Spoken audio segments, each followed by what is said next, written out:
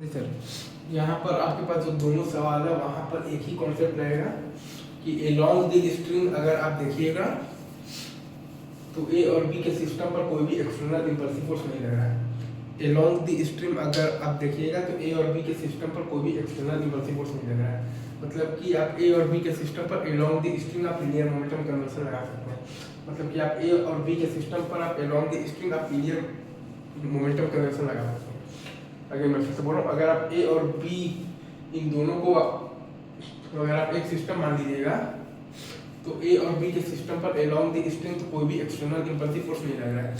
मतलब कि आप ए और बी के सिस्टम पर एलॉन्ग द स्ट्रिंग आप लीनियर मोमेंटम कन्वर्सन लगा सकते हैं। ठीक है सर, तो वी नॉट यहाँ पर क्या आ जाएगा, एच और एच आ जाएगा तो 2 इंटू 2h का अंडर रूट और लगा दिए तो M not equal to M plus M into B, तो बी बराबर आ गया है M not by M plus M.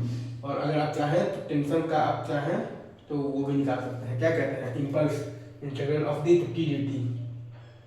तो आई एम टी अगर आप लगाइएगा ना जब ए पर तो आपके पास वो डायरेक्ट मतलब कि आ जाएगा, या फिर आप आई एम टी अगर आप लगाइएगा ना बी पर तो आपके पास वो 2-3 मतलब वही या तो 2-3 स्टेप में आएगा। सही है, आई गेस आपको ये चीज़ समझ में आया होगा।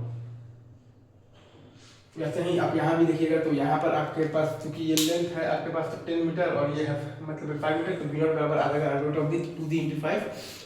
तो वही काम करेंगे, M not equal to M plus M into B, तो B equal to M not by M plus M. Along the string A plus B के सिस्टम पर हम लोग लीनियर मोमेंटम कन्वर्सन लगाया है।